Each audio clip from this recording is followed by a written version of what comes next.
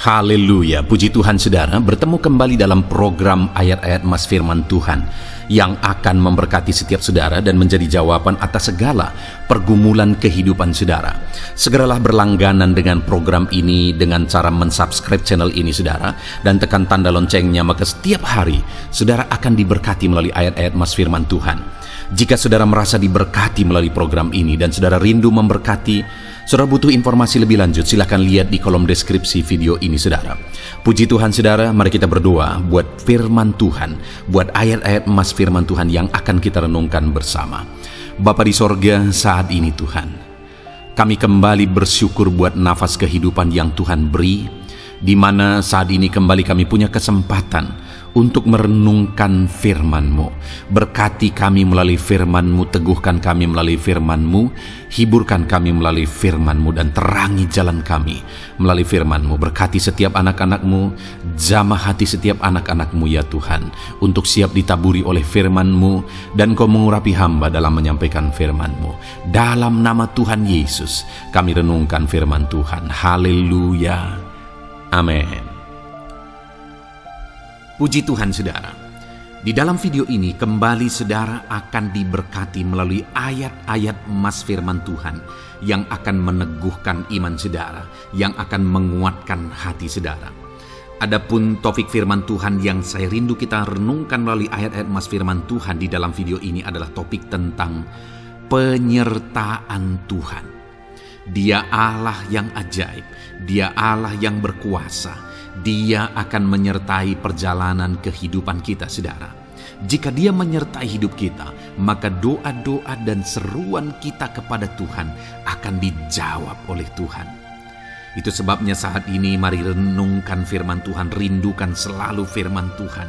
Dia Allah yang menyertai kita. Adapun beberapa ayat Mas Firman Tuhan yang saya rindu kita renungkan bersama di dalam video ini saudara adalah sebagai berikut. Yang pertama, Ulangan 31 ayat 6. Demikian firman Tuhan. Kuatkan dan teguhkanlah hatimu. Janganlah takut dan jangan gemetar karena mereka. Sebab Tuhan Allahmu, Dialah yang berjalan menyertai engkau. Ia tidak akan membiarkan engkau dan tidak akan meninggalkan engkau. Saudara, janji firman Tuhan adalah bahwa Dia akan menyertai. Dia berjalan menyertai umat-umatnya. Ia tidak membiarkan umat-umatnya dalam masalah persoalan mereka, tetapi Dia Allah yang menyertai dan tidak meninggalkan mereka. Saudara, itu janji firman Tuhan bagi saya dan saudara, bahwa Dia tidak meninggalkan kita, melainkan Dia menyertai kita dalam segala situasi kehidupan kita. Yang harus kita lakukan untuk kita mengalami penyertaan Tuhan adalah kuatkan dan teguhkan hatimu, jangan takut dan jangan gemetar apapun yang engkau alami di dalam kehidupanmu. Adakah saat ini mungkin saudara sedang menghadapi masalah yang berat dalam hidup saudara? Persoalan yang berat dalam hidup saudara? Penyakitkah itu? Masalah keluarga, masalah ekonomi, masalah pekerjaankah, bisniskah? Apapun itu saudara. Firman Allah berkata bahwa Dia tidak akan meninggalkan saudara. Dia akan menyertai saudara, Dia tidak membiarkan saudara. Yang menjadi bagian saudara adalah kuatkan dan teguhkan hatimu apapun yang engkau alami dalam perjalanan hidupmu. Jangan takut, jangan gemetar, karena Dia Allah yang menyertai saudara. Mari jalani hidup dengan penuh penyerahan kepada Tuhan saudara, dan jangan takut, jangan gemetar. Dia Tuhan yang akan menyertai kehidupan kita. Dia tidak akan pernah meninggalkan kita. Itulah Allah yang kita sembah. Itulah Allah yang kita layani. Ayat Mas kedua saudara tentang penyertaan Tuhan adalah Bilangan pasal yang ke-14 ayat yang ke-9. Demikian firman Tuhan. Hanya janganlah memberontak kepada Tuhan, dan janganlah takut kepada bangsa negeri itu, sebab mereka akan kita telan habis. yang melindungi mereka sudah meninggalkan mereka. Sedang Tuhan menyertai kita, janganlah takut kepada mereka. Saudara, ini situasinya, konteksnya adalah ketika orang Israel mau masuk ke tanah Kanaan.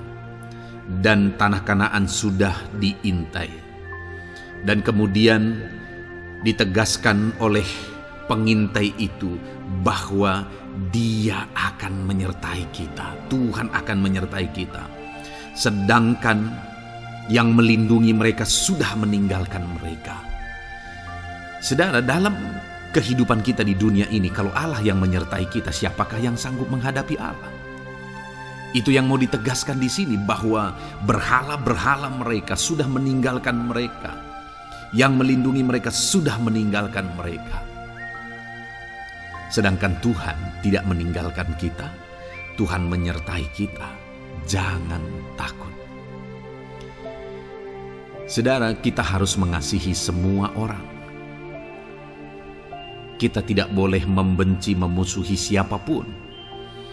Tapi kalau ada orang-orang yang kita sudah berbuat baik pun, mereka tetap memusuhi kita. Jangan pernah takut. Serahkan hidupmu kepada Tuhan. Tuhan yang akan menyertai engkau. Ada kadang-kadang orang yang takut kepada kuasa kegelapan, takut kepada santet, takut kepada jimat-jimat dan sebagainya. Ketika ada orang-orang yang mau berniat jahat, jangan takut. Kalau Tuhan yang ada di pihak saudara, siapakah yang bisa melawan Tuhan? Kuasa apa yang bisa melawan Tuhan? Tidak ada, saudara. Jangan takut. Tuhan yang menyertai kehidupan saudara. Ayat emas selanjutnya, saudara, tentang penyertaan Tuhan. 1 Samuel 18 ayat yang ke-14, demikian firman Tuhan. Daud berhasil di segala perjalanannya sebab Tuhan menyertai dia. Wow, saudara, firman Allah menegaskan bahwa Daud itu berhasil dalam perjalanan hidupnya. Dan alasan sehingga dia bisa mengalami keberhasilan dalam perjalanan hidupnya adalah karena Tuhan menyertai dia. Sehingga dari seorang gembala, dia bisa menjadi panglima tentara, menjadi pemimpin yang berhasil, pemimpin perang yang berhasil, dan akhirnya menjadi raja. Adakah yang lebih berhasil dari itu? Tidak ada, saudara. Itu adalah keberhasilan yang paling maksimal. Dan Daud mengalami itu. Dan alasan sehingga Daud mengalami keberhasilan dalam kehidupannya adalah karena Tuhan menyertai dia. Artinya, saudara, kalau hari ini saudara rindu keberhasilan, maka saudara membutuhkan penyertaan Tuhan. Kalau saudara rindu berhasil dalam kehidupan saudara, maka saudara harus mengalami penyertaan Tuhan. Kalau Tuhan yang menyertai saudara, maka perkara-perkara yang paling mustahil sekalipun bisa jadi. Dia Allah yang ajaib, dan Dia Allah yang sanggup menyertai kehidupan saudara. Selanjutnya, saudara, ayat emas berikutnya tentang penyertaan Tuhan adalah dari 2 Korintus pasal 13 ayat yang ke-11. Demikian firman Tuhan. Akhirnya, saudara-saudaraku, bersukacitalah. Usahakanlah dirimu supaya sempurna. Terimalah segala nasihatku. Sehati sepikirlah kamu, dan hiduplah dalam damai sejahtera. Maka Allah sumber kasih dan damai sejahtera akan menyertai kamu.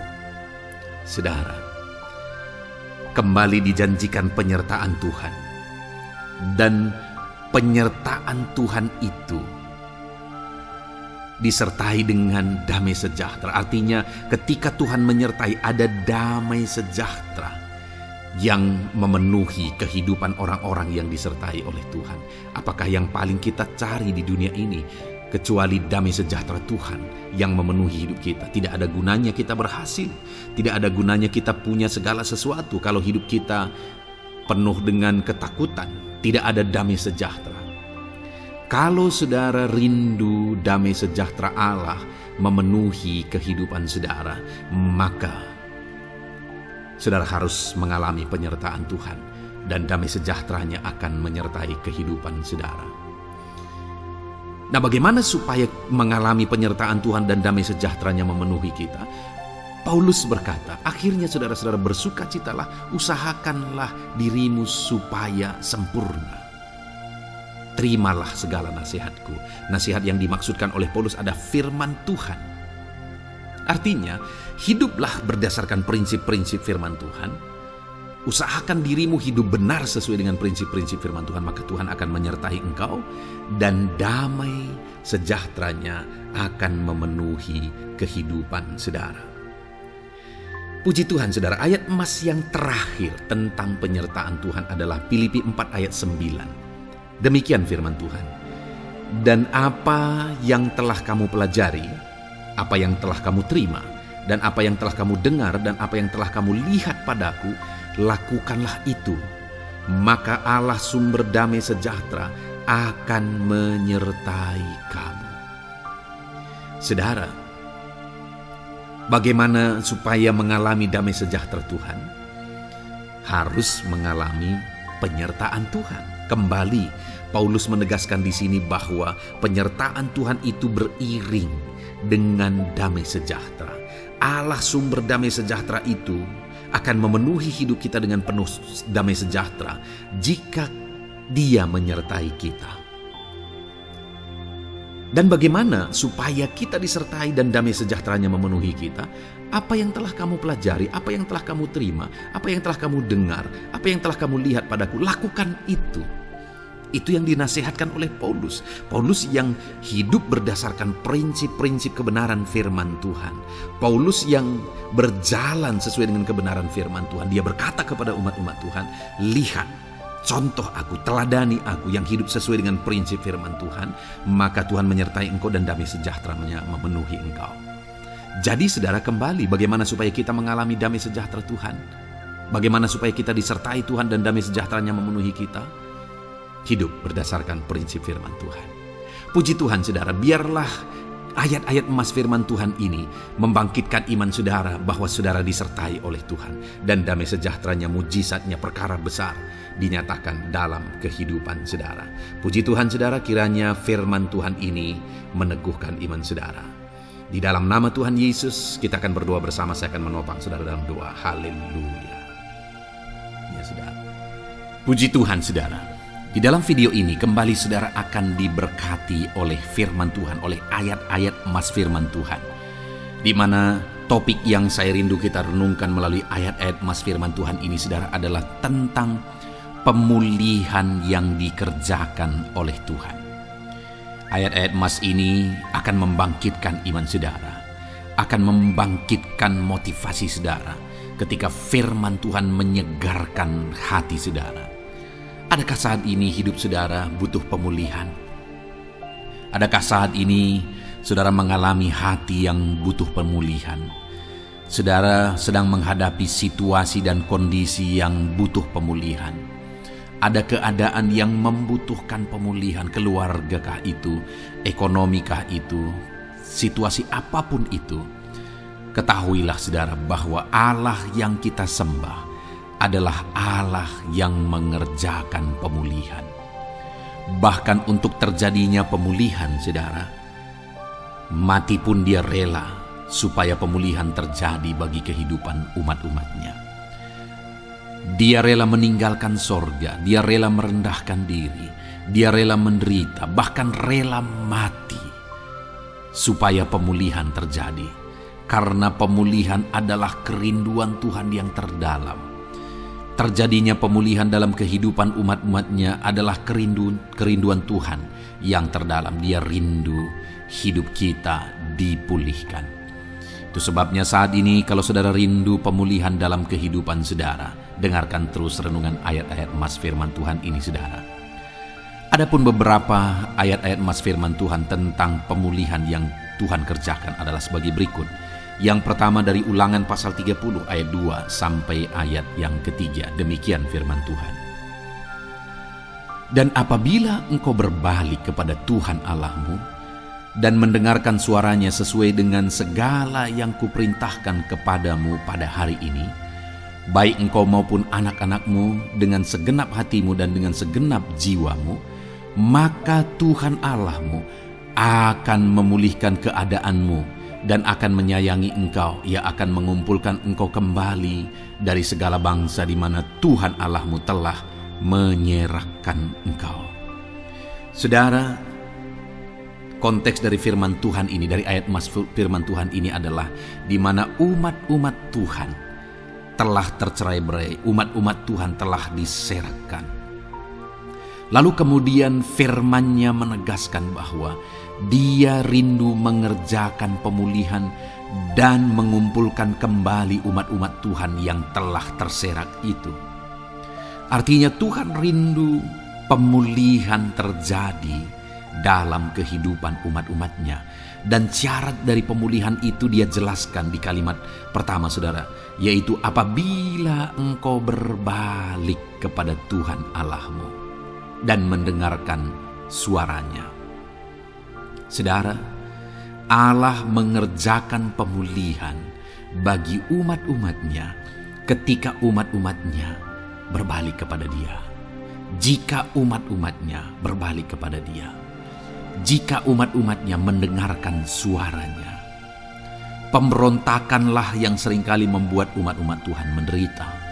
Pemberontakanlah yang seringkali membuat mereka hancur lebur, saudara. Karena ketika mereka memberontak, di sana iblis punya kesempatan. Ketika mereka memberontak, di sana iblis menghancurkan, membuat hidup mereka berantakan. Padahal Tuhan ingin umat-umatnya tetap hidup damai, tentram, tenang, perlindungan dan penyertaan-Nya ada atas mereka.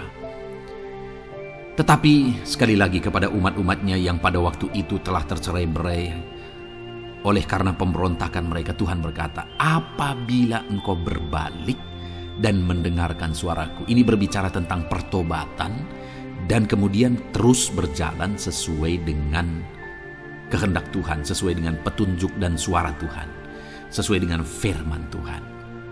Jadi saudara, kalau kita rindu pemulihan demi pemulihan terjadi dalam kehidupan kita, maka dua hal yang harus kita lakukan menurut Ulangan pasal yang ke-20 ayat 2-3 ini, saudara, bahwa kita harus mengalami pertobatan. Harus terjadi pertobatan di dalam kehidupan kita. Lalu kemudian setelah kita bertobat, dalam perjalanan hidup kita berjalan dan melangkah mendengarkan suaranya, mentaati suaranya. Itu yang Tuhan inginkan, supaya pemulihan terjadi dalam hidup kita. Kalau saat ini saudara rindu pemulihan terjadi dalam hidup saudara, maka bertobatlah dan dengarkanlah suara Tuhan. Lalu kemudian 2 Tawarikh pasal yang ke-7 ayat 14, saudara, di sana dikatakan, dan umatku yang atasnya namaku disebut merendahkan diri, berdoa dan mencari wajahku lalu berbalik dari jalan-jalannya yang jahat, maka aku mendengar dari sorga dan mengampuni dosa mereka serta memulihkan negeri mereka. Kembali Tuhan menegaskan tentang pemulihan, saudara, bahwa seiring dengan pemulihan Tuhan juga menegaskan bahwa aku mendengar mereka dari sorga. Tuhan mendengarkan doa umat-umatnya. Seiring dengan pemulihan Dia juga berkata dan mengampuni dosa mereka. Jadi 3 hal yang Tuhan tegaskan di sini adalah bahwa Tuhan mendengar, Tuhan mengampuni, dan Tuhan memulihkan.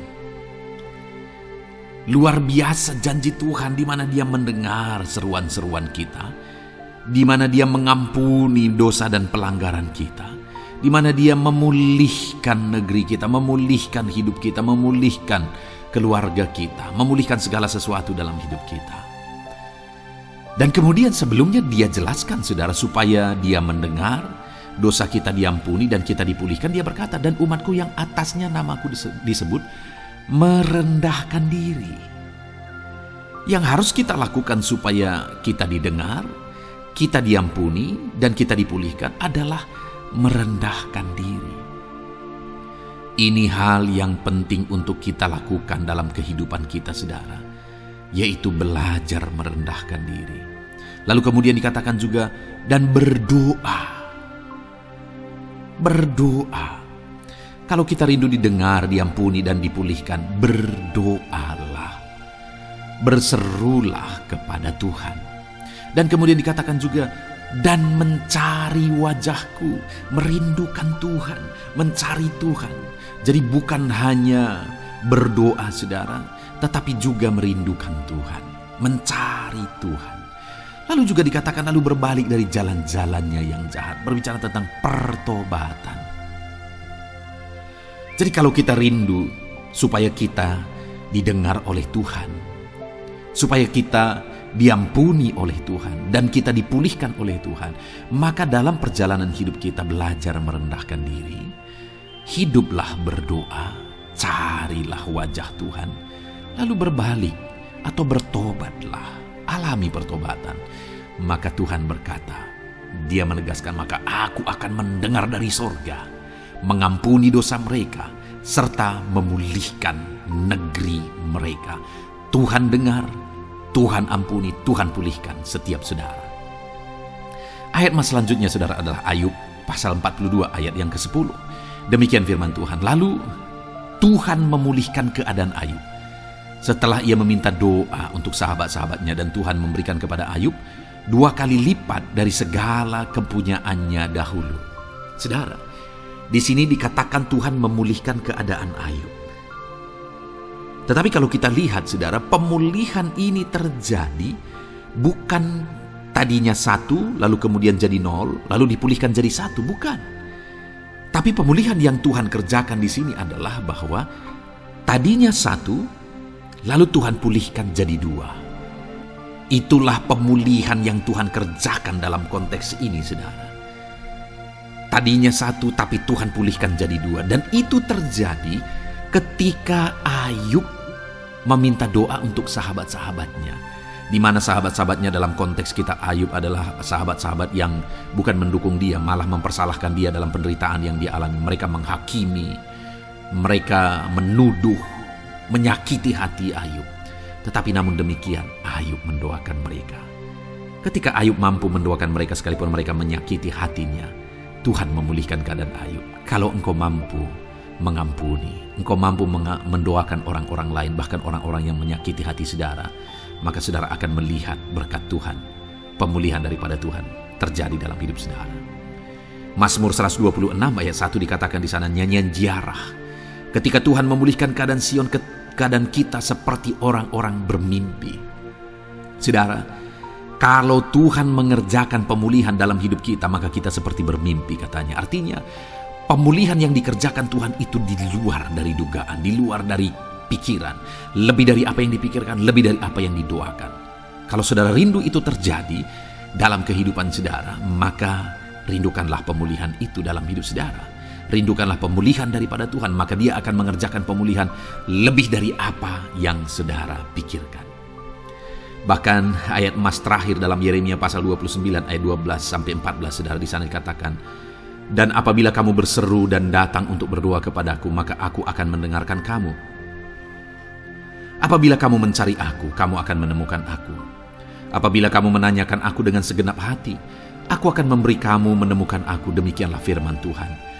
Dan aku akan memulihkan keadaanmu dan akan mengumpulkan kamu di antara segala bangsa dan dari segala tempat di mana kamu telah kucerai-beraikan.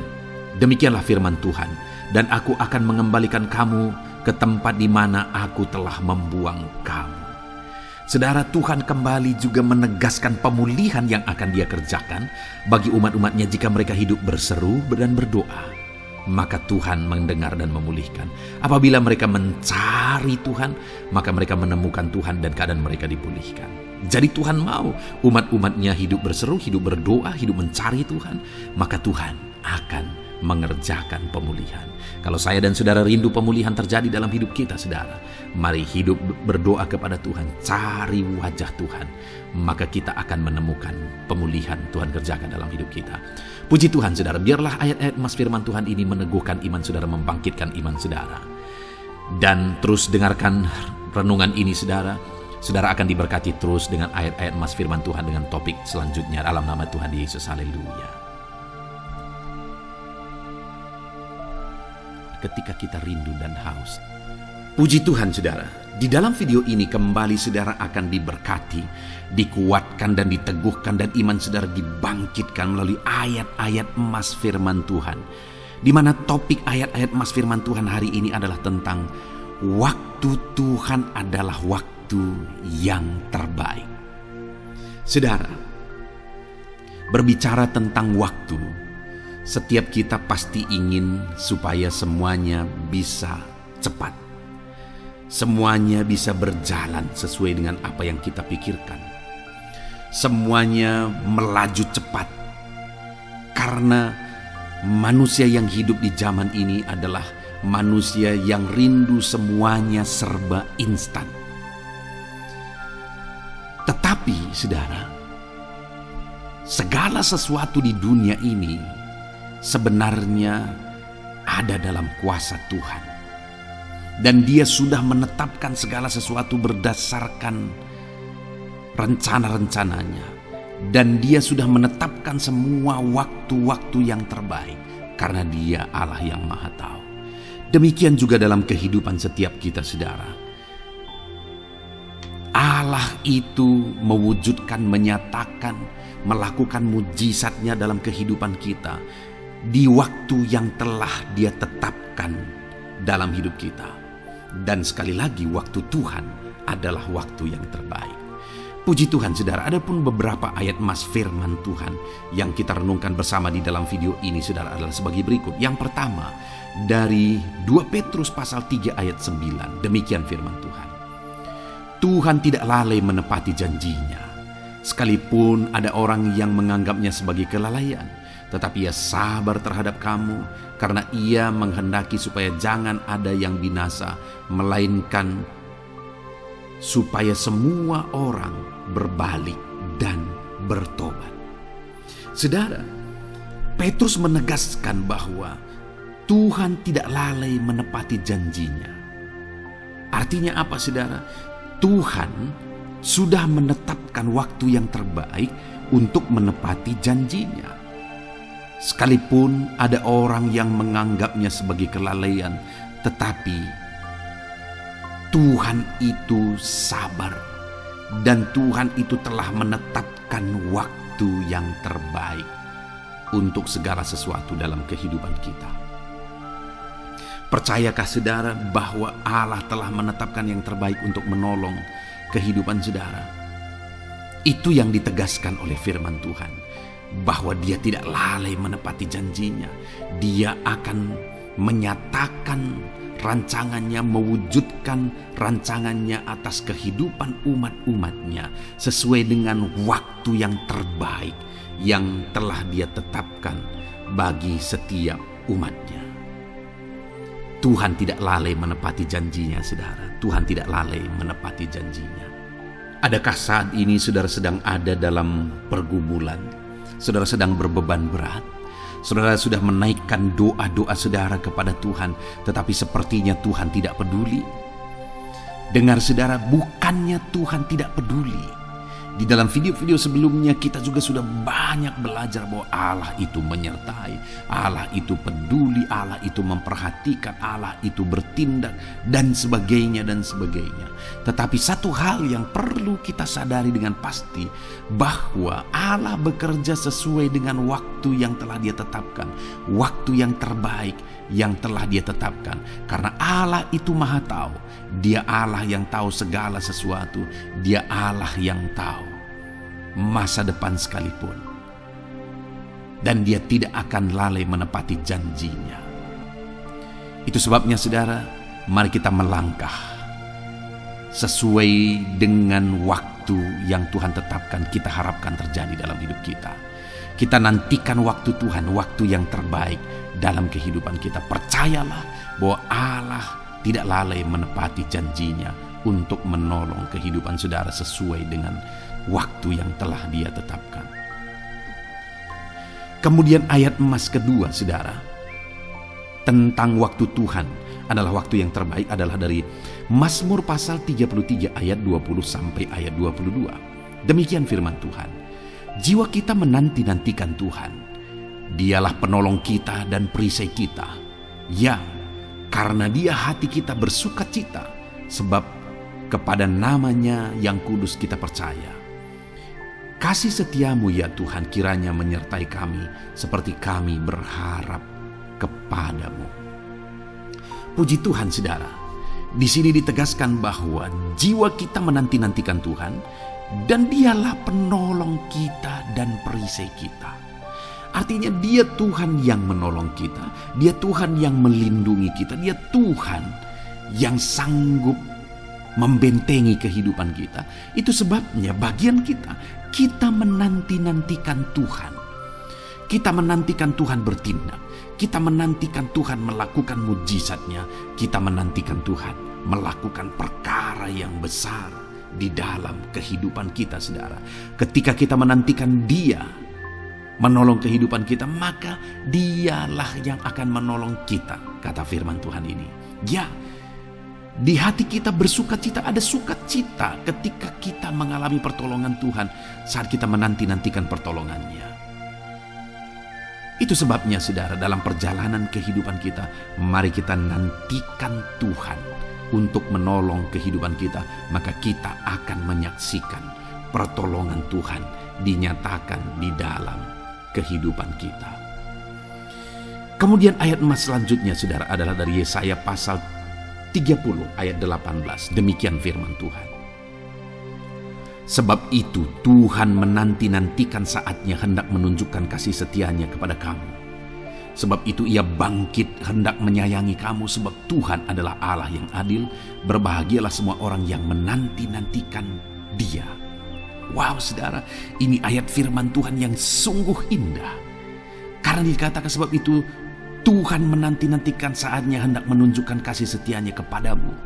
Tahukah saudara bahwa Tuhan begitu rindu, Dia menanti-nantikan kapan Dia hendak menunjukkan kasih setia-Nya kepada setiap kita, saudara. Allah rindu menyatakan mujizat-Nya. Allah rindu menyatakan campur tangan-Nya di dalam kehidupan kita. Bagian kita adalah nantikan pertolongan Tuhan, nantikan Allah bertindak, nantikan Tuhan menyatakan mujizat-Nya di dalam kehidupan kita. Maka kita akan menyaksikan sesuai dengan janji-janjinya bahwa Dia Allah yang menunjukkan kasih setia-Nya. Dia Allah yang menyatakan sukacita dan kebahagiaannya kepada setiap kita, saudara. Puji Tuhan, saudara. Ayat emas selanjutnya tentang pertolongan Tuhan tepat pada waktunya. Waktu Tuhan adalah waktu yang terbaik. Adalah dari Pengkhotbah pasal 3 ayat 11, di mana di sana dikatakan Ia membuat segala sesuatu indah pada waktunya. Bahkan Ia memberi kekekalan dalam hati mereka. Tetapi manusia tidak dapat menyelami pekerjaan yang dilakukan Allah dari awal sampai akhir. Saudara, di dalam Pengkhotbah ini ditegaskan bahwa Ia membuat segala sesuatu indah pada waktunya. Allah itu bertindak, Allah itu bekerja, Allah itu menyatakan pertolongannya indah pada waktunya. Segala sesuatu dibuatnya indah pada waktunya. Hanya yang menjadi masalahnya adalah bahwa manusia tidak dapat memahaminya. Manusia tidak dapat memahami pekerjaan yang dilakukan Allah dari awal sampai akhir. Dia Allah yang menjadikan segala sesuatu indah pada waktunya dalam hidup saudara. Adakah saat ini saudara merasa suram kehidupan saudara? Allah akan menjadikan segala sesuatu indah pada waktunya. Saudara akan melihat bagaimana Tuhan berkarya, Tuhan bekerja indah pada waktunya. Puji Tuhan, saudara. Ayat emas terakhir tentang waktu Tuhan, waktu yang terbaik adalah dari Galatia pasal 6 ayat 9, di mana di sana dikatakan janganlah kita jemu-jemu berbuat baik, karena apabila sudah Datang waktunya kita akan menuai jika kita tidak menjadi lemah. Saudara, akan datang waktunya kita akan menuai, kata firman Tuhan. Akan datang waktunya kita akan melihat pertolongan Tuhan. Kita akan melihat mujizat Tuhan. Akan datang waktunya. Bagian kita, saudara, jangan jemu-jemu berbuat baik. Karena apabila sudah datang waktunya, kita akan menuai. Saudara, jangan berjemu-jemu berbuat baik. Kalau saudara rindu mengalami pertolongan Tuhan tepat pada waktunya. Kalau saudara rindu Tuhan menolong kehidupan saudara, mari jangan jemu-jemu berbuat baik. Jangan jemu-jemu mencari Tuhan, melakukan yang terbaik dalam kehidupan setiap saudara. Puji Tuhan, saudara, kita sungguh bersyukur buat ayat-ayat mas firman Tuhan yang telah memberkati setiap kita, saudara. Saya percaya kita terus merindukan ayat-ayat mas firman Tuhan yang menjadi jawaban bagi segala pergumulan kita, saudara. Puji Tuhan, saudara, biarlah firman Tuhan ini meneguhkan setiap saudara. Dan kita akan terus mendengarkan renungan ayat-ayat mas firman Tuhan dalam topik yang lain. Mari siapkan terus hati dan pikiran saudara, biarlah terus Tuhan memberkati kehidupan saudara. Dalam nama Tuhan Yesus Kristus. Haleluya. Jalanan kehidupan saudara. Puji Tuhan, saudara. Di dalam video ini saudara akan kembali diberkati melalui ayat-ayat emas firman Tuhan tentang jawaban doa. Di mana melalui renungan ayat-ayat emas ini iman saudara akan dikuatkan. Dan percayalah bahwa doa-doa saudara akan dijawab oleh Tuhan. Adakah saat ini saudara sedang ada dalam pergumulan doa, beban saudara berat, ada doa-doa yang sedang saudara naikkan di hadapan Tuhan? Dengar saudara, Tuhan Allah kita akan menjawab doa-doa kita. Ayat-ayat emas firman Tuhan ini akan menguatkan iman saudara, bahwa doa-doa saudara dipedulikan oleh Tuhan dan dijawab oleh Tuhan. Adapun beberapa ayat-ayat emas firman Tuhan tentang jawaban doa adalah sebagai berikut, saudara.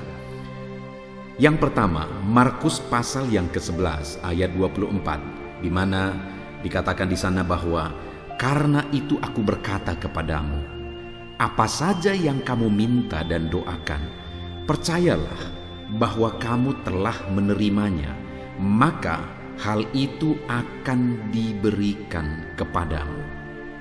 Saudara, di dalam ayat yang pertama ini ditegaskan bahwa iman dan kepercayaan kita itu yang akan Tuhan lihat, itu yang akan menjadi dasar Tuhan mengerjakan apa yang kita mohonkan, apa yang kita doakan kepada Dia. Karena dikatakan, apa saja yang kita minta dan doakan, percayalah bahwa kamu telah menerimanya, maka hal itu akan diberikan kepadamu. Jadi bagaimana supaya jawaban dari doa kita itu diberikan kepada kita? Bagaimana supaya kita menerima jawaban doa kita itu? Dikatakan bahwa kita harus percaya bahwa apa saja yang kita doakan itu kita telah menerimanya. Saudara, ini hal yang agak sulit dicerna oleh akal. Karena dikatakan apa saja yang kita minta, kita harus percaya bahwa kita telah menerimanya. Apa yang sebenarnya mau ditekankan oleh Tuhan di sini, saudara? Keyakinan bahwa Tuhan sanggup mengerjakan, mewujudkan, mengubahkan, memberikan apa yang kita doakan. Itu sebenarnya yang Tuhan mau tegaskan di sini. Ini bukan berbicara tentang daya hayal. Ini bukan berbicara tentang halusinasi juga. Dan ini bukan berbicara tentang kekuatan cara berpikir atau halusinasi, saudara. Karena terkadang ada orang-orang yang mengkhotbahkan bahwa dari ayat ini, bahwa ini maksudnya adalah kalau kamu meyakini, membayangkan apa yang kamu doakan itu, kamu bayangkan bahwa itu sudah ada. Misalnya mendoakan satu mobil lah, misalnya kamu doakan apa mereknya, apa warnanya dan sebagainya. Bukan itu yang dimaksudkan Tuhan di sini, saudara. Tapi yang dimaksudkan Tuhan dengan kalimat bahwa apa saja yang kamu minta, percayalah bahwa kamu telah menerimanya. Yang mau ditegaskan di sana sebenarnya adalah bahwa Tuhan sanggup melakukannya, dan kalau Tuhan sanggup melakukannya, kamu pasti menerimanya.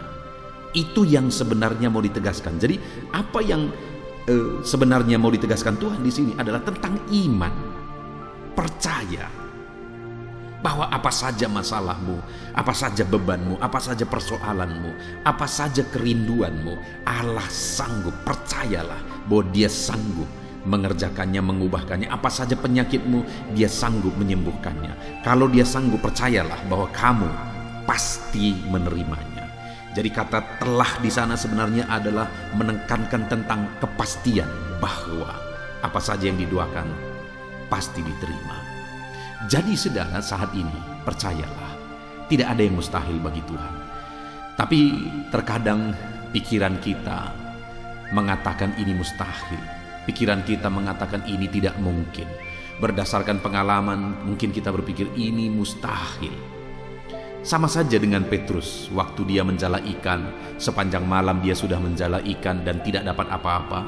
Dia sudah gunakan semua pengalamannya, keahliannya dan sebagainya, ia tidak mendapat apa-apa. Tapi satu kali Yesus berkata, tebarkanlah jalamu. Lalu kemudian apa yang menjadi jawabannya saudara? Bahwa sepanjang malam dia telah melakukannya, tetapi kalau kamu perintahkan, aku akan tebarkan juga. Artinya apa? Semua keahlian sudah dilakukan. Jadi sepertinya nggak mungkin, tapi karena engkau perintahkan, aku tebarkan juga. Dan ketika ditebarkan saudara, betapa dahsyat yang dia raih, begitu banyak ikan yang dia raih. Nah saudara, ini satu bukti bahwa sekalipun akal kita, pengalaman kita, logika kita mengatakan mustahil, tidak mungkin, tetapi percayalah bahwa Tuhan sanggup. Itu sebabnya apapun yang saudara doakan, percaya. Jangan berdasarkan pikiran, jangan andalkan pikiran, jangan andalkan logika saudara. Percaya Tuhan sanggup melakukan, maka itu akan dilakukan bagi saudara. Selanjutnya saudara, ditegaskan juga di dalam Matius pasal 21 ayat 22. Di sana dikatakan, dan apa saja yang kamu minta dalam doa, dengan penuh kepercayaan kamu akan menerimanya. Kembali, yang menjadi syarat untuk kita mengalami jawaban doa adalah kepercayaan. Dikatakan di sana dengan penuh kepercayaan. Ini satu penegasan saudara bahwa percaya sungguh-sungguh.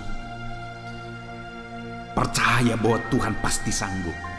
Dia sanggup menyembuhkan, Dia sanggup mengubahkan, Dia sanggup mengadakan, Dia sanggup mencukupkan, Dia sanggup memulihkan, dan Dia sanggup melakukan segala perkara.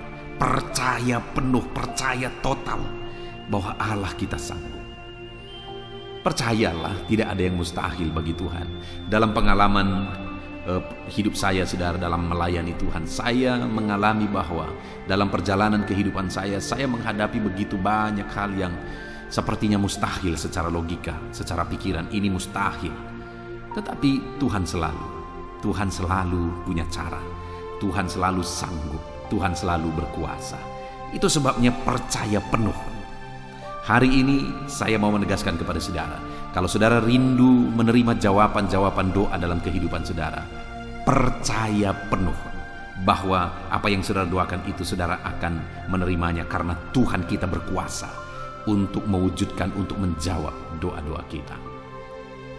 Selanjutnya di dalam Yakobus pasal 5 ayat 14-16 saudara, di sana dikatakan, kalau ada seorang di antara kamu yang sakit, baiklah ia memanggil para penatua jemaat supaya mereka mendoakan dia serta mengolesnya dengan minyak dalam nama Tuhan. Dan doa yang lahir dari iman akan menyelamatkan orang sakit itu, dan Tuhan akan membangkitkan dia. Dan jika ia telah berbuat dosa, maka dosanya itu akan diampuni. Karena itu hendaklah kamu saling mengaku dosamu dan saling mendoakan supaya kamu sembuh. Doa orang benar bila dengan yakin didoakan sangat besar kuasanya. Saudara, kalimat terakhir itu dikatakan bahwa doa orang benar bila dengan yakin didoakan sangat besar kuasanya. Sangat besar kuasa doa saudara. Kenapa? Karena tidak terbatas. Apa saja bisa terjadi melalui doa. Apa saja bisa terwujud melalui doa. Allah bisa mengerjakan apa saja melalui doa. Tetapi sekali lagi, yang ditegaskan di sana adalah doa yang seperti apa yang berkuasa? Doa yang dipanjatkan dengan penuh keyakinan. Iman kembali. Jadi doa tidak akan pernah bisa terlepas dari iman. Bahkan dikatakan ayat 15 itu, saudara, bahwa doa yang lahir dari iman akan menyelamatkan orang sakit itu, dan Tuhan akan menyembuhkan dia. Doa yang lahir dari iman itu akan mengerjakan keselamatan. Itu akan membuat Allah menyatakan mujizatnya, mengerjakan keselamatan, menyatakan kesembuhan. Dan dikatakan orang berdosa sekalipun diampuni ketika ada doa yang lahir dari iman dipanjatkan kepada Tuhan. Nah, itu sebabnya, saudara, doa itu harus dipanjatkan dalam iman dan keyakinan. Percaya bahwa Tuhan sanggup menyembuhkan, percaya bahwa Tuhan sanggup melakukan mujizat, percaya bahwa Tuhan sanggup jawab doa-doa. Di Filipi pasal yang keempat ayat 6-7, saudara, di sana dikatakan, janganlah hendaknya kamu khawatir tentang apapun juga, tetapi nyatakanlah dalam segala hal keinginanmu kepada Allah dalam doa dan permohonan dengan ucapan syukur. Damai sejahtera Allah yang melampaui segala akal akan memelihara hati dan pikiranmu dalam Kristus Yesus. Nah, saudara, di sini ditegaskan bahwa bagaimana supaya apa yang menjadi keinginanmu yang kamu utarakan kepada Allah itu akan diwujudkan. Permohonanmu itu akan terwujud. Dikatakan jangan khawatir. Jangan hidup dalam kekhawatiran, tetapi berdoalah, naikkan permohonan kepada Tuhan. Maka dengan demikian dikatakan bahwa damai sejahtera Allah yang melampaui segala akal memelihara hati dan pikiranmu. Engkau akan hidup dalam kedamaian, kesejahteraan daripada Tuhan. Kenapa? Karena Tuhan akan menyatakan mujizatnya, karena Tuhan akan menjawab. Jangan khawatir, percaya saja. Jangan ragu, jangan bimbang, percaya bahwa Allah kita sanggup melakukan mujizatnya. Kemudian yang terakhir, saudara, di dalam Yeremia pasal 33 ayat 3 dikatakan, berserulah kepadaku, maka aku akan menjawab engkau dan akan memberitahukan kepadamu hal-hal besar yang tidak terpahami, yakni hal-hal yang tidak kau ketahui. Saudara, di sini ada sesuatu yang luar biasa yang ditegaskan oleh Tuhan, bahwa jika kita berseru kepada Dia, maka Dia akan menjawab kita, dan Dia akan memberitahukan hal-hal besar yang lebih dari apa yang kita pahami. Artinya apa? Kalau kita berdoa dan berseru kepada Tuhan, maka Dia akan menjawab kita, dan Dia akan menyatakan perkara-perkara besar lebih dari apa yang kita pikirkan. Kalau saudara hidup dalam doa dengan penuh iman dan keyakinan, maka lebih dari apa yang saudara pikirkan Allah sanggup wujudkan. Itu yang mau ditegaskan oleh firman Tuhan ini, saudara. Jadi hari ini mari kita naikkan doa dengan iman. Mari kita naikkan doa dengan penuh keyakinan. Jangan bimbang, jangan ragu. Apa yang saudara doakan, yakinlah bahwa Tuhan sanggup menjawab doa saudara. Maka dengan demikian saudara akan melihat betapa dahsyat Tuhan melakukan perkara yang besar lebih dari apa yang saudara pikirkan. Dia menyatakan dan mewujudkan perkara besar lebih dari apa yang saudara doakan. Puji Tuhan, saudara. Kita sungguh bersyukur buat firman Tuhan ini. Saya berdoa biarlah iman saudara dibangkitkan ketika saudara menaikkan doa-doa saudara di hadapan Tuhan. Kita bersyukur buat firman Tuhan ini. Imani firman Tuhan ini, saudara, dan hiduplah dalam iman. Percaya bahwa Tuhan menjawab doa saudara. Hiduplah dalam doa dan percayalah doa-doa saudara dijawab oleh Tuhan. Kita bersyukur buat firman Tuhan yang telah kita renungkan tentang doa dan iman terhadap doa-doa kita, bahwa doa kita pasti dijawab oleh Tuhan. Puji Tuhan, saudara, kita akan lanjutkan lagi dengan ayat-ayat emas yang lain, dengan topik yang baru lagi. Dengarkan terus renungan ini, saudara. Haleluya, haleluya.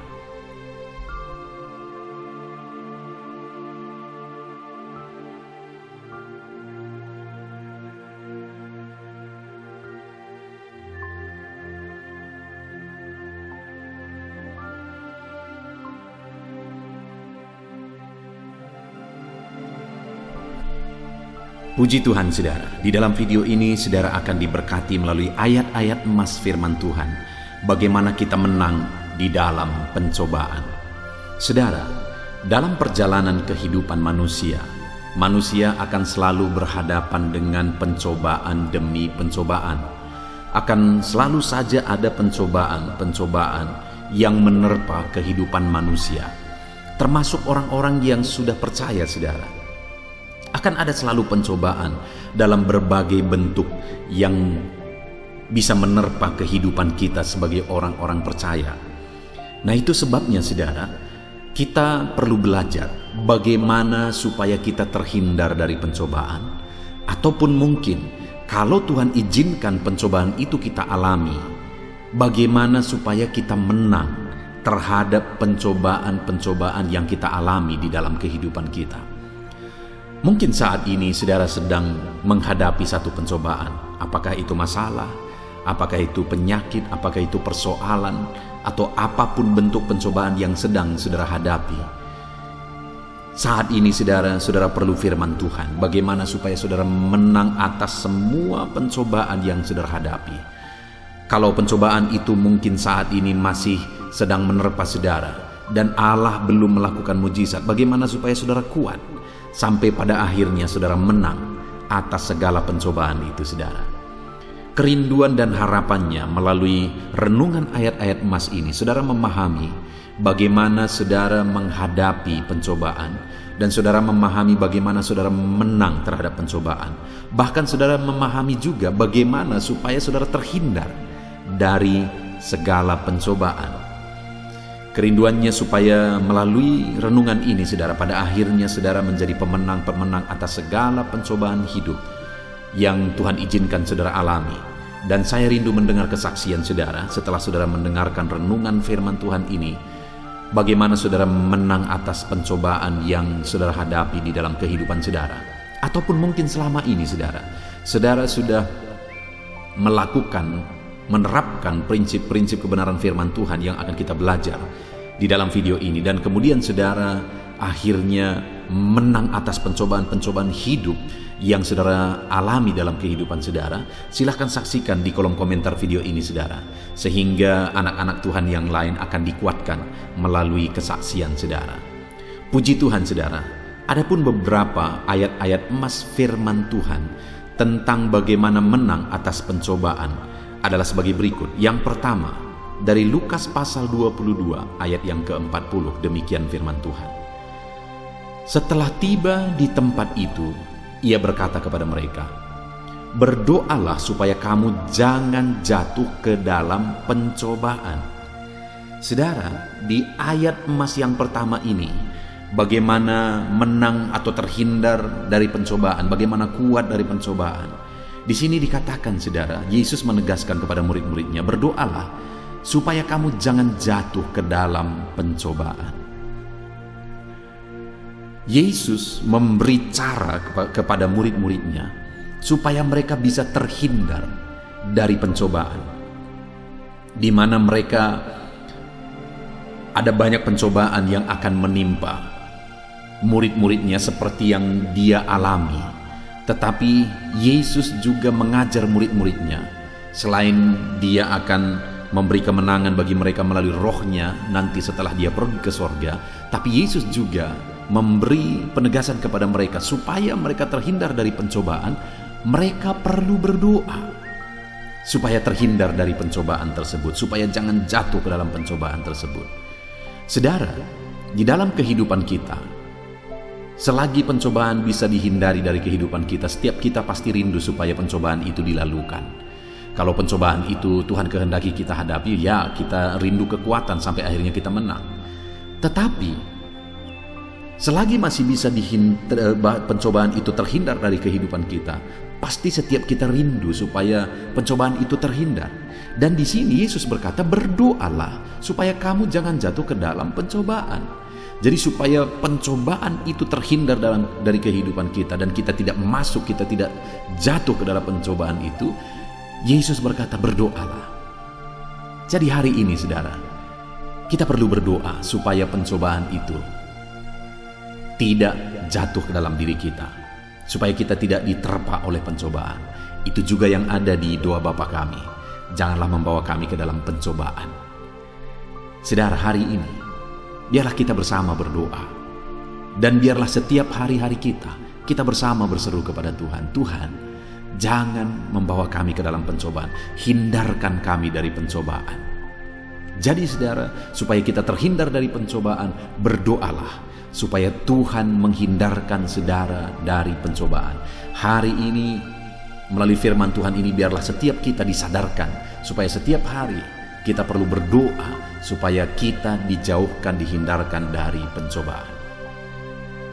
Lalu kemudian ayat emas selanjutnya saudara, tentang bagaimana terhindar, bagaimana kuat, dan bagaimana menang atas pencobaan adalah dari 1 Korintus pasal 10 ayat 13. Demikian firman Tuhan. Pencobaan-pencobaan yang kamu alami ialah pencobaan-pencobaan biasa yang tidak melebihi kekuatan manusia. Sebab Allah setia, dan karena itu Ia tidak akan membiarkan kamu dicobai melampaui kekuatanmu. Pada waktu kamu dicobai, Ia akan memberi kepadamu jalan keluar sehingga kamu dapat menanggungnya. Saudara, di sini ditegaskan bahwa pencobaan-pencobaan yang kita alami ialah pencobaan biasa. Jadi ada yang terkadang pencobaan itu Tuhan izinkan kita alami. Tuhan izinkan menerpa kehidupan kita. Kenapa? Karena ada maksud daripada Tuhan, supaya melalui pencobaan itu kita diproses, kita didewasakan, kita dimurnikan melalui pencobaan itu. Dan hal yang ditegaskan Tuhan di sini adalah pencobaan-pencobaan yang kamu alami ialah pencobaan biasa, tidak melebihi kekuatan manusia. Pencobaan seperti apakah yang pencobaan biasa? Sebenarnya tidak ada pencobaan yang biasa, saudara, dan tidak ada pencobaan yang besar. Sangat tergantung kepada orangnya. Kenapa? Karena saya pernah melihat bahwa ada orang yang masalahnya sangat kecil, tapi dia sudah stres. Begitu stresnya dia oleh karena masalah kecil itu, bahkan sampai akhirnya masuk rumah sakit jiwa. Masalahnya hanya karena masalah kuku di kakinya yang menusuk ke dalam dagingnya sehingga bengkak dan infeksi bertahun-tahun. Dan dia stres akan hal itu, dan itu membawa dia ke rumah sakit jiwa. Besar atau kecil, ya bagi pada umumnya orang mungkin itu masalah kecil, tapi bagi orang ini itu masalah besar. Tapi ada orang yang masalahnya bertubi-tubi, tapi biasa saja. Pencobaan-pencobaan bertubi-tubi, tapi biasa saja. Jadi sangat tergantung orangnya, bukan tergantung pada pencobaannya. Dan di sini Allah memberi cara bagaimana supaya pencobaan-pencobaan yang kita alami itu menjadi pencobaan biasa, di mana dikatakan bahwa pencobaan yang kamu alami ialah pencobaan biasa yang tidak melebihi kekuatan manusia, sebab Allah setia, dan karena itu Ia akan memberikan kamu, tidak akan membiarkan kamu dicobai melampaui kekuatanmu. Jadi pencobaan-pencobaan yang kita alami akan menjadi pencobaan biasa. Kalau apa, saudara? Kalau kita serahkan kepada Tuhan. Kenapa?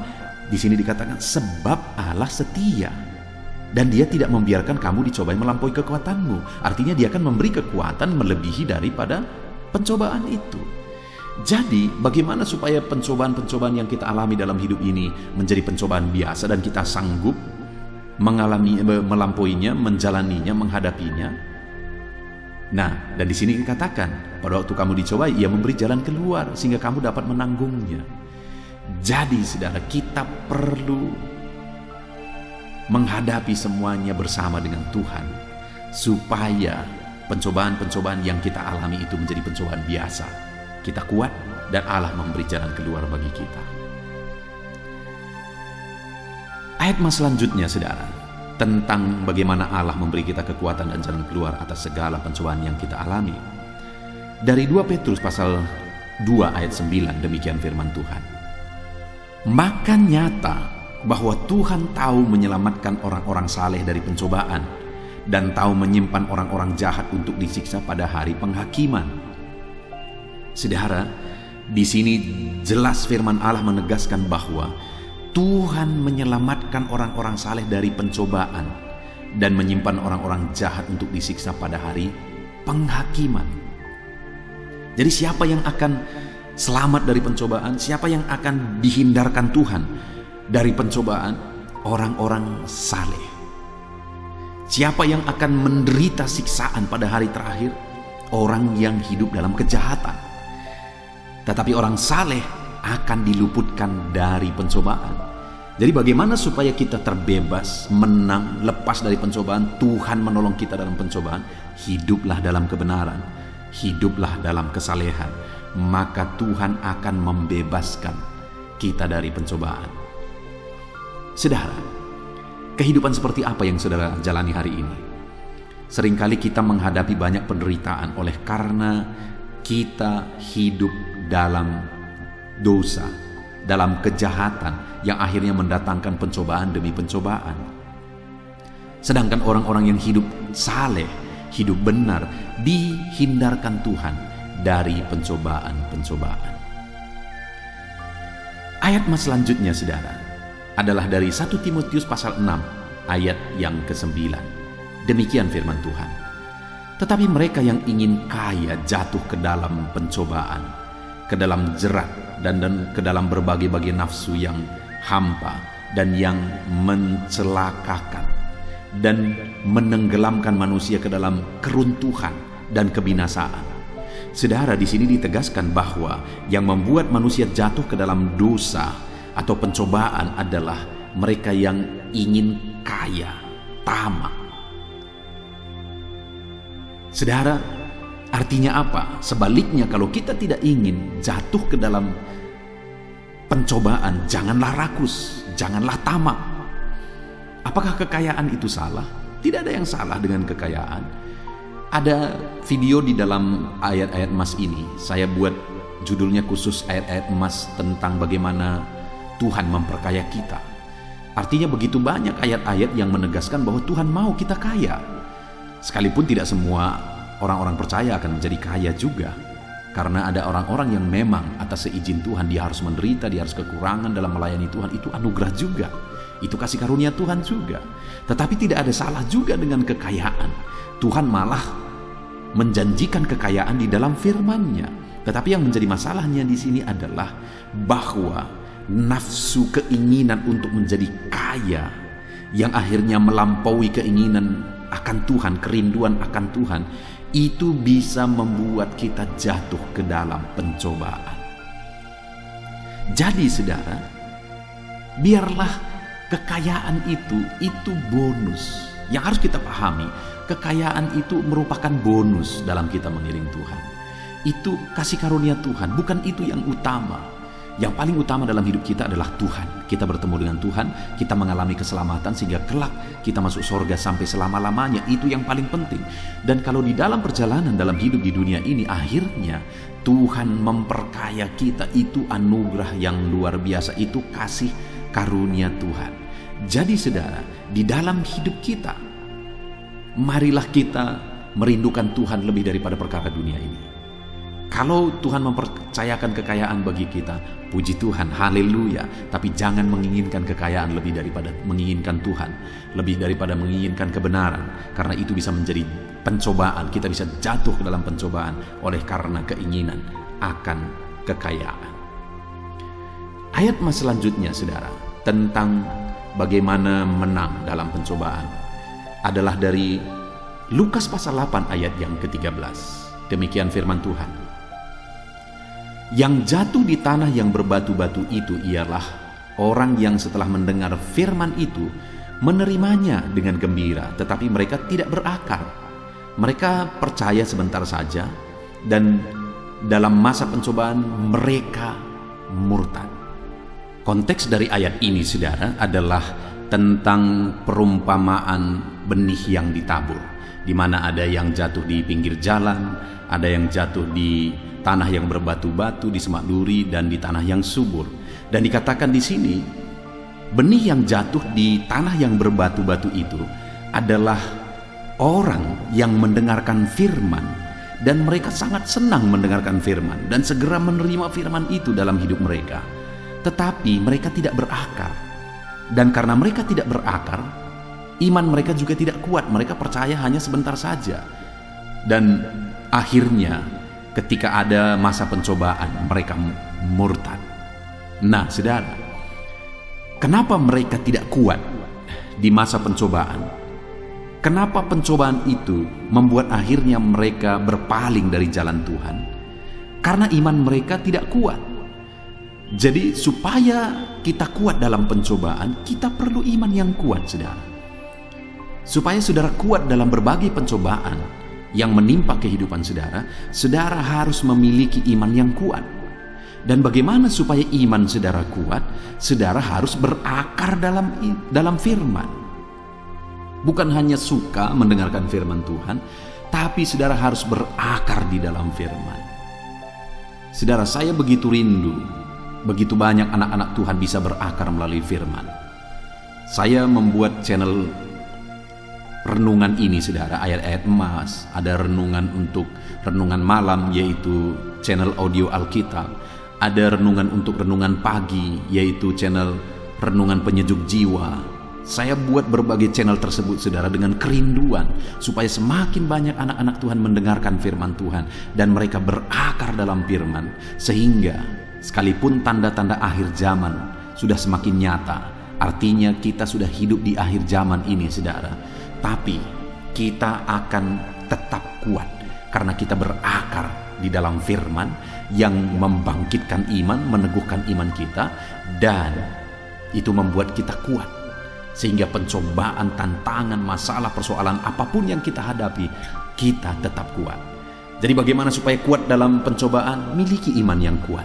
Bagaimana supaya iman kita kuat? Mari berakar di dalam firman. Renungkan firman dan berakarlah di dalam firman itu.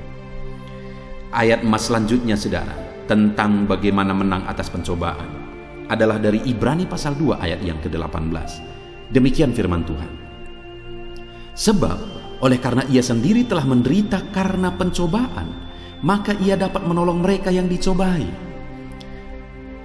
Kita sungguh bersyukur mengenal Yesus sebagai Tuhan dan Juru Selamat kita, saudara. Kenapa? Karena Dia Tuhan yang begitu baik. Kita tidak perlu membela Dia. Dialah yang membela kita. Sekali lagi, kita tidak perlu membela Dia.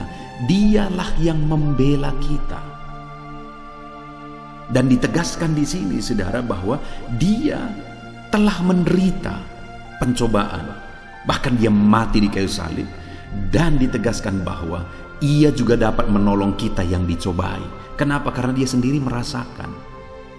Dia Allah kita yang penuh kasih dan tidak perlu dibela, kitalah yang dibela oleh Tuhan. Itu sebabnya, saudara, kita sebagai orang Kristen tidak perlu kita mendemo supaya membela Tuhan kita, membela Alkitab, membela Yesus. Sekalipun seringkali Yesus dihina, agama kita dihina, nggak perlu dibela karena Tuhan kitalah yang membela kita. Kenapa?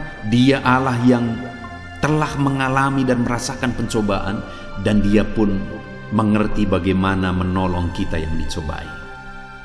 Jadi bagaimana supaya kita menang atas pencobaan? Berserahlah kepada Yesus yang telah dicobai dan akan menolong saudara dalam segala pencobaan saudara. Ayat emas selanjutnya, saudara, bagaimana menang atas pencobaan yang kita hadapi dalam hidup kita adalah dari Yakobus pasal 1 ayat 12. Demikian firman Tuhan. Berbahagialah orang yang bertahan dalam pencobaan, sebab apabila ia sudah tahan uji, ia akan menerima mahkota kehidupan yang dijanjikan Allah kepada barang siapa yang mengasihi Dia. Jadi, saudara, yang dibicarakan di sini adalah pencobaan di mana menderita bagi Yesus. Jika dalam hidup ini Tuhan izinkan kita mengalami pencobaan, harus menderita bagi Yesus, maka bertahanlah. Kenapa, saudara? Karena jika kita bertahan dan kita tahan uji, siap menderita bagi Yesus, kita akan menerima mahkota atas penderitaan yang harus kita tanggung demi iman kita kepada Yesus. Ada mahkota yang dijanjikan bagi setiap kita. Saya percaya, saudara, setiap kita rindu supaya kelak kita menerima mahkota yang mulia, dan itu akan dianugerahkan bagi orang-orang yang bertahan dalam berbagai-bagai pencobaan. Ayat mas terakhir tentang bagaimana menang atas pencobaan adalah dari 1 Petrus pasal 1 ayat 5 sampai ayat 6. Demikian firman Tuhan. yaitu kamu yang dipelihara dalam kekuatan Allah karena imanmu, sementara kamu menantikan keselamatan yang telah tersedia untuk dinyatakan pada zaman akhir. Bergembiralah akan hal itu, sekalipun sekarang ini kamu seketika harus berduka cita oleh berbagai-bagai pencobaan. Saudara, sekalipun dalam perjalanan iman kita harus menderita bagi Yesus, bersukacitalah kata firman Tuhan. Sekalipun kita harus menghadapi berbagai-bagai pencobaan dalam iman kita, dalam pengiringan kita akan Tuhan, berbahagialah, bersukacitalah akan hal itu. Kenapa saudara? Karena ada upah yang akan menanti kita. Kelak ketika kita berada di hadapan Tuhan, kita akan menerima upah atas segala penderitaan dan berbagai pencobaan yang harus kita tanggung, yang harus kita hadapi dalam pengiringan kita akan Tuhan. Puji Tuhan saudara, kita sungguh bersyukur buat firman Tuhan, di mana kita sudah belajar melalui ayat-ayat emas firman Tuhan bagaimana kita menang atas segala pencobaan.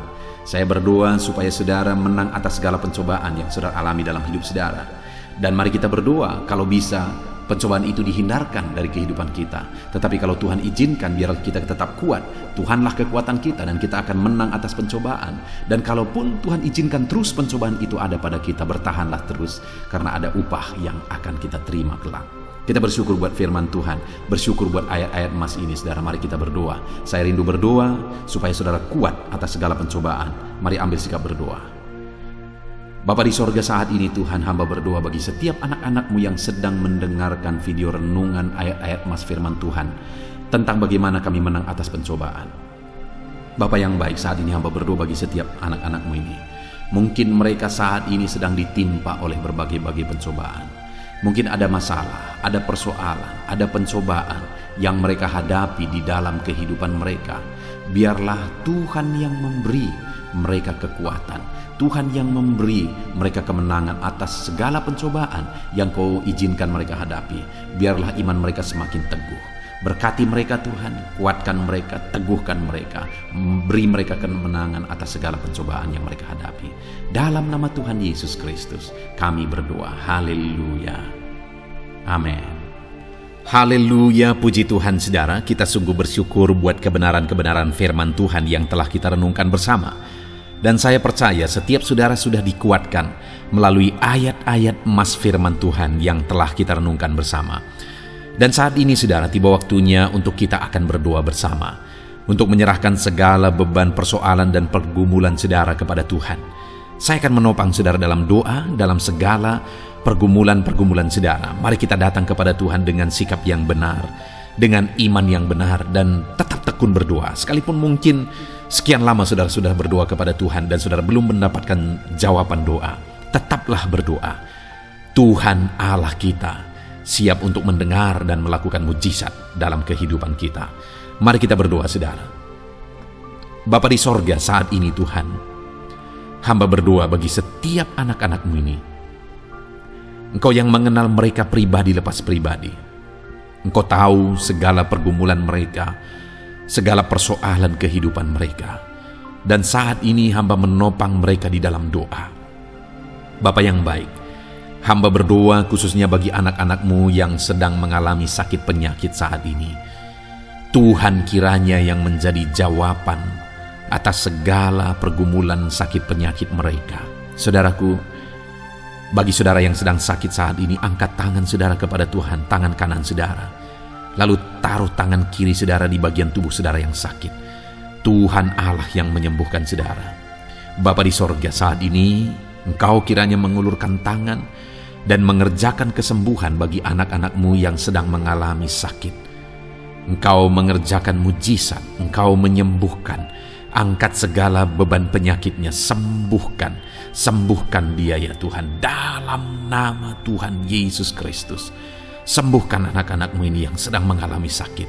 Engkau Allah yang sanggup menyembuhkan. Kalau dulu Engkau menyembuhkan, hari ini pun kami percaya Engkau Allah yang sanggup menyembuhkan setiap anak-anak-Mu dalam nama Tuhan Yesus Kristus, dalam nama Yesus.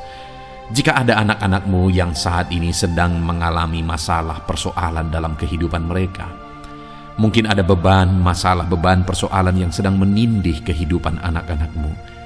Engkau kiranya yang menjadi jalan keluar. Angkat segala beban, segala persoalan kehidupan anak-anak-Mu dalam nama Tuhan Yesus Kristus. Engkau Allah yang sanggup mengangkat beban persoalan anak-anak-Mu. Engkau Allah yang berkuasa untuk mengangkat segala beban dan persoalan anak-anak-Mu. Dalam nama Tuhan Yesus Kristus. Haleluya, haleluya, haleluya. Jika ada saat ini anak-anak-Mu yang sedang mengalami masalah di tengah keluarga mereka, di tengah bisnis mereka, dalam kehidupan mereka pribadi, Engkau yang menyelesaikan segala beban dan persoalan anak-anak-Mu. Dalam nama Tuhan Yesus Kristus. Haleluya, haleluya. Bapa yang baik, hamba berdoa, berkati keluarga-keluarga anak-anak-Mu ya Tuhan, menjadi keluarga yang harmonis, keluarga yang diberkati, keluarga yang takut akan Tuhan.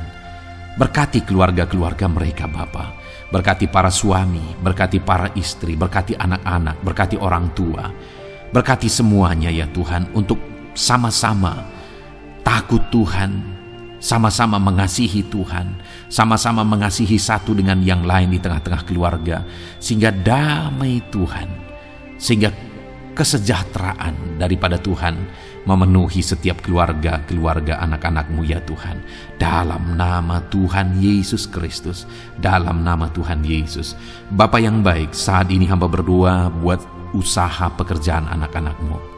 Berkati mereka yang sedang berbisnis, berkati apa yang menjadi usaha bisnis mereka ya Tuhan. Mereka yang berdagang, mereka yang bertani, mereka yang pegawai, berkati semuanya ya Tuhan. Para buruh, para medis, semuanya, apapun bidang pekerjaan mereka, Tuhan yang memberkati setiap mereka dalam nama Tuhan Yesus Kristus. Bahkan berkati anak-anak-Mu yang sudah masuk ke masa pensiun, berkati para pensiunan dalam nama Yesus, berkati para anak-anak-Mu yang sedang ada dalam pengangguran juga, Tuhan yang campur tangan memberi pekerjaan bagi mereka. Berkati semuanya Tuhan. Berkati ekonomi anak-anak-Mu dalam nama Yesus. Pulihkan ekonomi mereka dalam nama Tuhan Yesus Kristus. Kami yakin dan percaya Engkau Allah sanggup memberkati setiap anak-anak-Mu. Terpujilah nama-Mu ya Tuhan. Engkau Allah yang memberkati setiap anak-anak-Mu, apapun yang menjadi persoalan mereka, apapun yang menjadi pergumulan mereka, profesi mereka, semuanya Tuhan memberkati. Apa yang menjadi kerinduan-kerinduan anak-anak-Mu, yang menjadi permohonan-permohonan mereka di hadapan-Mu, Engkau Allah yang menjawab mereka. Engkau Allah yang menjawab mereka dalam nama Tuhan Yesus. Terima kasih Bapa, inilah doa dan seruan kami. Kami yakin dan percaya Engkau Allah yang mendengar setiap seruan-seruan anak-anak-Mu. Engkau Allah yang menjawab doa-doa dan seruan anak-anak-Mu dalam nama Tuhan Yesus Kristus. Kami sungguh bersyukur dan berdoa. Haleluya, haleluya. Amin. Puji Tuhan saudara.